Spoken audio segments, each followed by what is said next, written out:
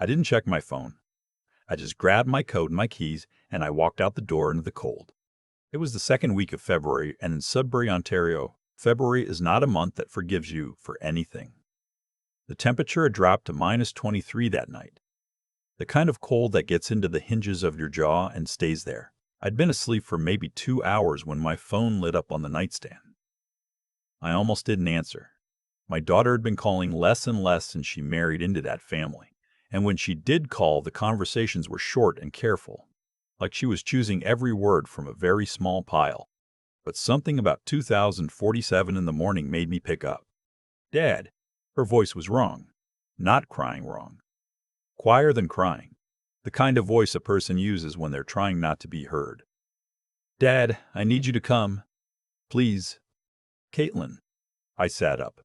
My wife Elise stirred beside me. "Where are you? What happened?" "I'm at the house. Nathan's parents' place. I'm not feeling well, Dad. I really need you to come get me." I asked her what was wrong. She started to say something, and then the line went quiet for a moment, and when she came back, her voice had changed again. Tighter, more controlled. "Just come. Please." I told her I was on my way. I hung up, and I was already pulling on my jeans. Elise was awake by then, watching me from the bed with that look she gets, the one that doesn't ask questions out loud. "It's Caitlin," I said. "She called from Nathan's parents' place." "Something wrong?" "I don't know yet. I should have called someone. I know that now.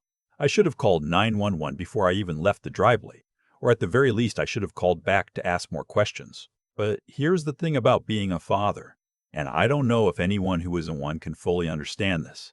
When your child calls you at 2:47 in the morning and her voice sounds like that, your brain stops doing the rational calculations and your body just starts moving. I wasn't thinking about procedure.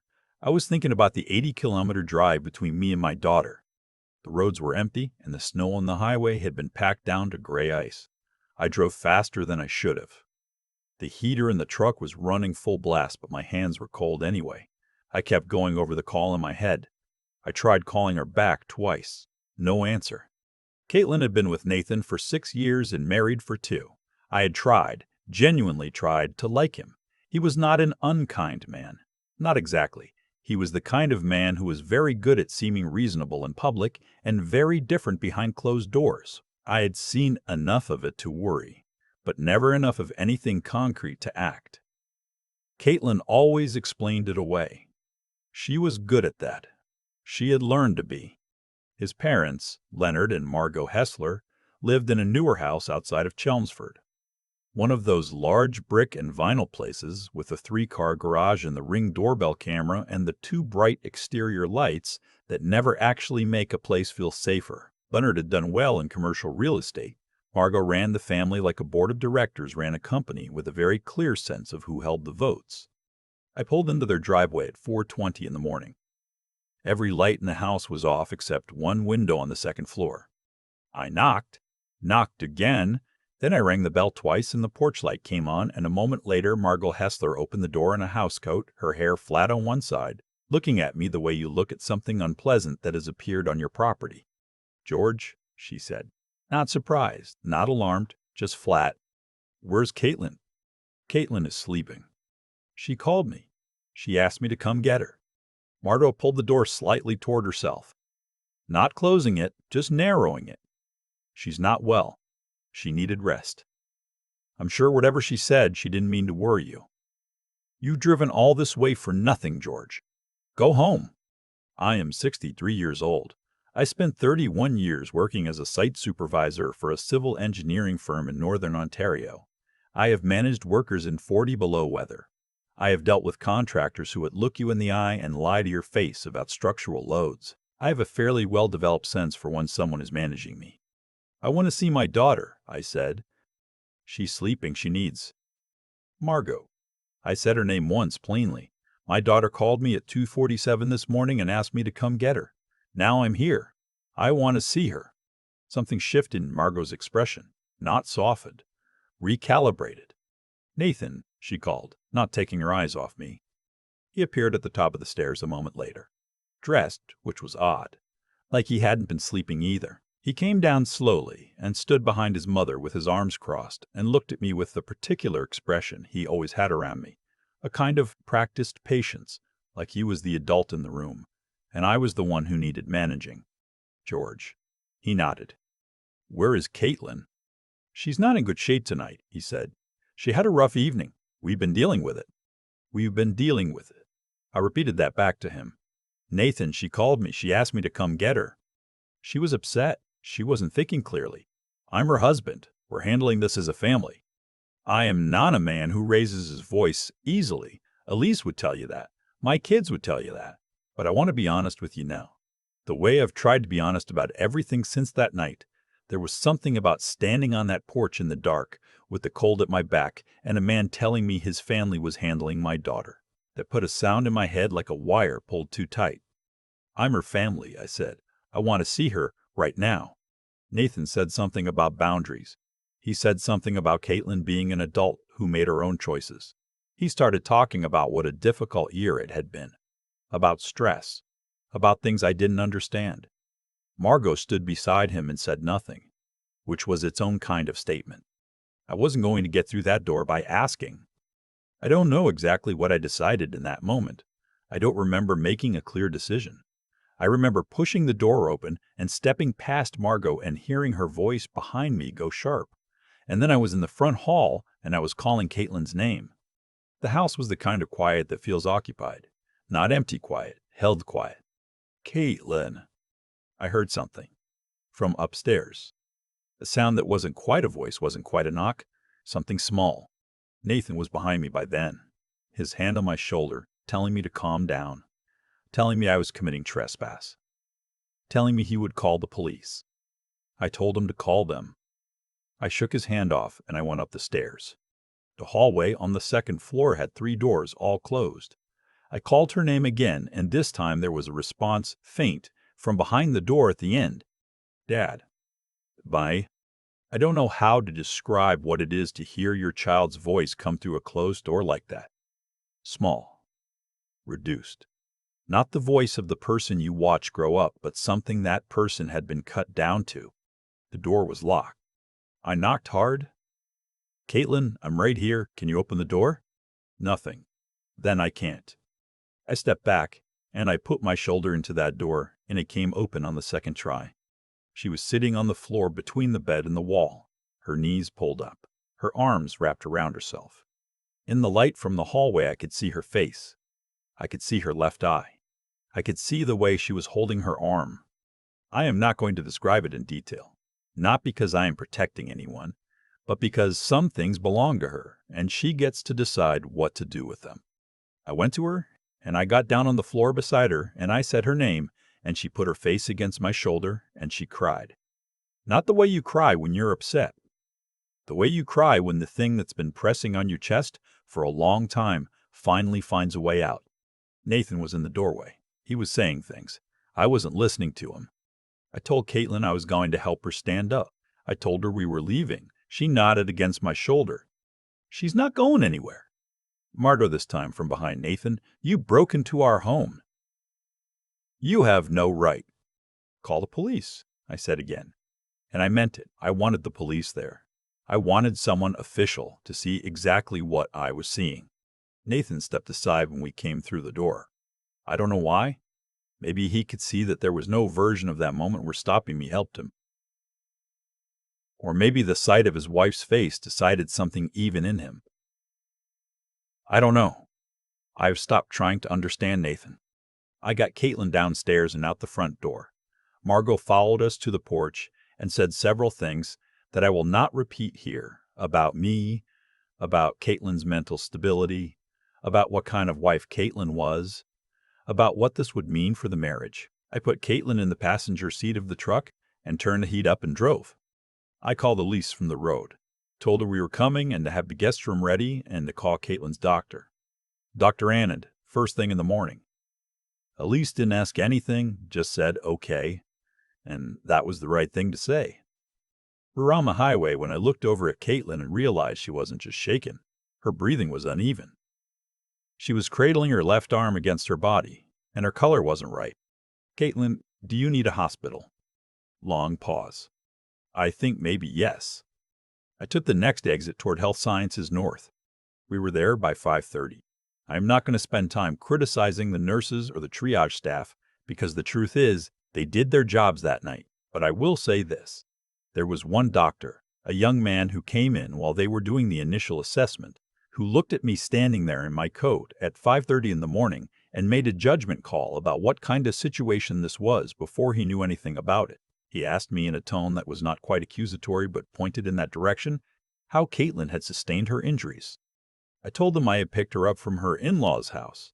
I told him about the call. He asked me to step out while he completed the assessment.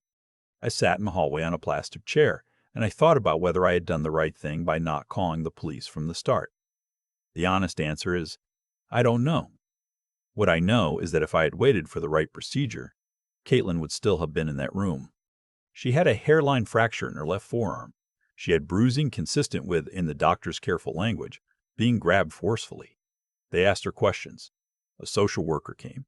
Caitlin answered everything. The police were called by the hospital, which is the right way it happened, because that meant it was documented from the hospital's end, not just mine. 2 officers came. They took my statement in a small room off the waiting area. I told them everything.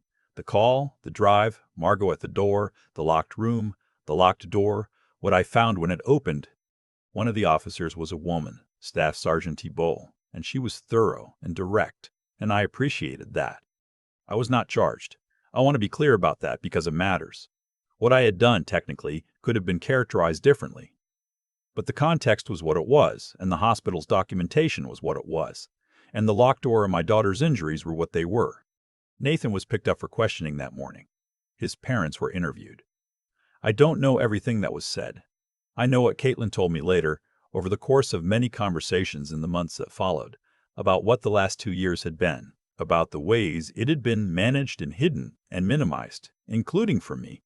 That part is hers to carry. I won't take it from her. What I will tell you is this.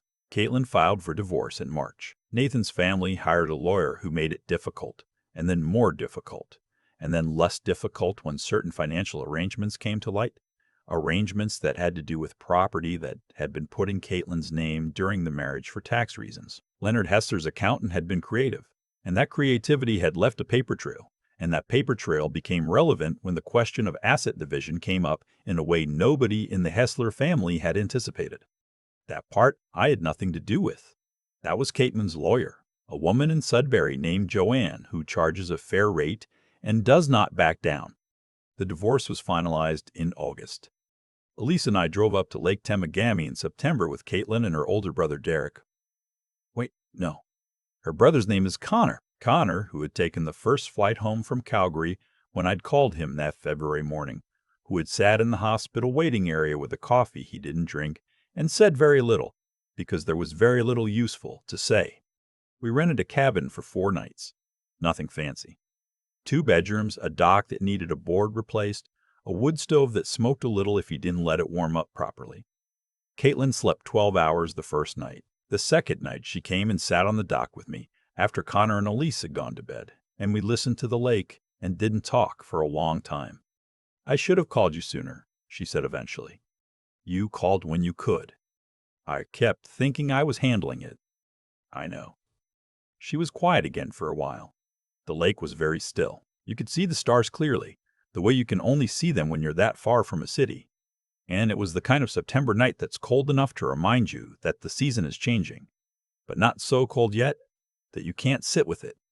I'm sorry you had to drive all that way, she said. I looked at her. I thought about what to say. I thought about all the nights I'd driven her somewhere when she was small, and all the times she'd fallen asleep in the back seat, and all the particular ordinary things that make up 30 years of being someone's father. Caitlin, I said, there is no distance. She leaned her head against my shoulder, the same way she had on that floor in the dark, except this time it wasn't collapse. It was just her. Just my daughter. The water barely moved. Somewhere across the lake, a loon called once, then went quiet. And I sat with my daughter under that enormous sky, and I let myself feel, for the first time since February, something other than fear. I've thought a lot about that drive since. 80 kilometers of black highway and packed ice and nothing to do but think. And what I keep coming back to is not the locked door, or Margot's face when I step past her, or even the sound of Caitlin's voice coming through the wall, What I keep coming back to is the moment I almost didn't go. There was a second, maybe two, after I hung up the phone, where I told myself maybe I was overreacting. Maybe she was just upset. Maybe I should call back and ask more questions first. That 2 seconds is the thing I'm most grateful I didn't listen to. Because here is what I've learned. Not from books, but from 63 years of being alive and making mistakes and watching other people make theirs. The consequences we live with are almost always the direct result of what we chose to do or not do when it mattered. Nathan chose to control. Margot chose to protect him instead of her. And those choices built a house that couldn't hold. Not because the universe was keeping score, but because that is simply what happens when people treat other people as problems to be managed rather than lives to be respected. It catches up. It always does. And Caitlin. My daughter made choices too, for 2 years that I understand better now than I did then. She stayed because she was trying to hold something together. She minimized because she had been taught to. She called me at 2047 in the morning because somewhere underneath all of it, she still trusted that I would come. That trust was not nothing. That trust was everything. And the fact that she held on to it through 2 years of being worn down, that took a kind of quiet strength that I don't think she even knew she had. I'm not a man who talks much about character as an abstract thing, but I've come to believe that who you are shows up most clearly, not in the easy moments, but in the ones where you're cold and scared and the door is closed and someone is telling you to go home. What I hope, if there's anything worth taking from this, is that doing right by the people who depend on you is not a grand gesture. It's a series of small decisions. It's getting in the truck. It's not turning back at the driveway. It's sitting on a dock in September and saying nothing when nothing is exactly what your daughter needs. The hard part, the part nobody tells you, is that you have to keep your head clear enough to act well in those moments. Fear is loud. Panic is loud. The voice is telling you that you're overstepping, that you don't have the right, that you should wait and be reasonable. Those are loud too, and cutting through all of that requires something I can only describe as knowing the difference between what is legal and what is right, and being willing to live with the cost of choosing right. Caitlin is doing well now, not perfectly, but honestly, and that, I've decided, is better. The loon called once across the lake that September night and then went quiet. And I think about that sometimes, how some things only need to say it once.